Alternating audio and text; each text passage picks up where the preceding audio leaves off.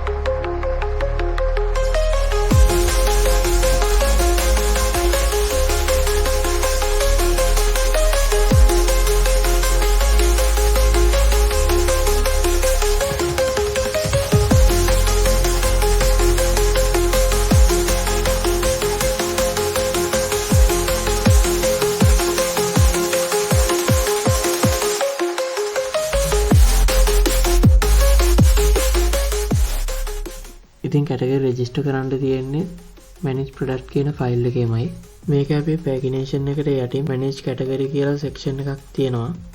ඉතින් මෙතනදී අපි category ටික for loop එකක් දාලා load කරගෙන තියෙනවා. ඊට පස්සේ මේ for loop එක ඉවරුනාට පස්සේ add new category කියලා button එකක් හදලා තියෙනවා. ඉතින් මේ button එක click කරපුවම add new category කියන function එකට තමයි call කරන්නේ. ඉතින් add category model එකේ category name එක වගේම admin ගේ email එක enter කරන්න inputs ටිකක් දීලා තියෙනවා. ඊට පස්සේ save new category කියලා button එකක් දීලා තියෙනවා. ඉතින් මේ button එක click කරපුවාම verify category කියන function එක call කරලා තියෙනවා.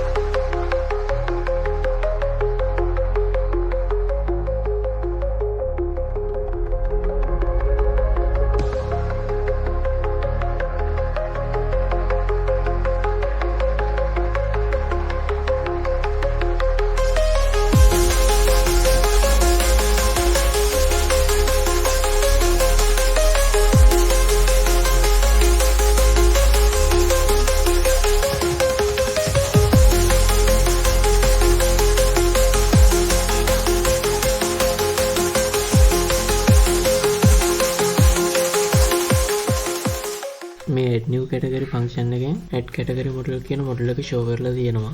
verify category function එකේදී add category verification model එක variable එකකට assign කරගෙන තියෙනවා. ඊට පස්සේ email එක category name එක ඊළඟ model එකේදී verification code එක variable තුනකට assign කරගෙන තියෙනවා. ඊට පස්සේ මේ variable තුනේ data form data එකකට append කරලා new add category process කියන php file එකට යවලා තියෙනවා. ඉතින් මේ file එකේ success කියලා ගොවුණු add category verification model එක show කරලා තියෙනවා. ඒ වගේම add new category model එක hide කරලා තියෙනවා. ඒ වගේම responsive category added කියලා වුණා category added successfully කියලා echo කරලා add category verification model එකත් hide කරලා window එක reload කරලා තියෙනවා. ඉතින් response එක success කියලාවත් කැටගරි එඩිට් කියලාවත් නෙමෙයි නම් රෙස්පොන්ස් එක ඇඩ් කරලා තියෙනවා.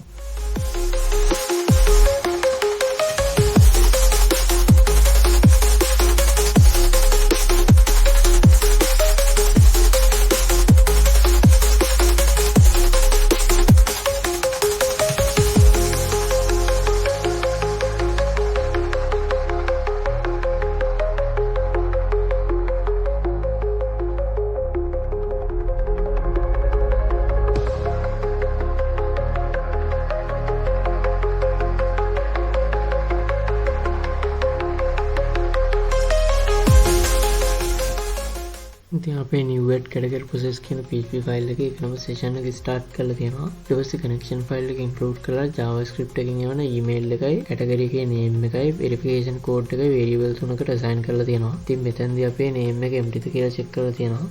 ඊට පස්සේ email එකත් empty ද කියලා check කරලා තියෙනවා. ඉතින් name එක email එක empty නැත්නම් විතරයි web process එක සිද්ධ වෙන්නේ. ඊට පස්සේ email එක database එකේ admin table එකේ search කරනවා. email එකට ගැලපෙන data එකක් තිබ්බොත් text එක empty ද කියලා check කරලා තියෙනවා. ඉතින් text එක empty කියන්නේ තාම verification code එක enter කරලා නැහැ කියන එක. ඒ හින්දා success කියලා echo කරලා තියෙනවා. ඊළඟ text එක empty නැහැ කියන්නේ verification code එක add කරලා තියෙන්නේ. ඉතින් ඊට පස්සේ admin ගේ data fetch swap කරලා verification code එක txt කියන එකට සමානද කියලා බලලා තියෙනවා. ඉතින් සමානවලුත් එහෙම category table එකට data එක insert කරලා තියෙනවා. ඊට පස්සේ category added කියලා echo කරලා තියෙනවා. හරි දැන් අපි බලමු මේකේ demonstration එක.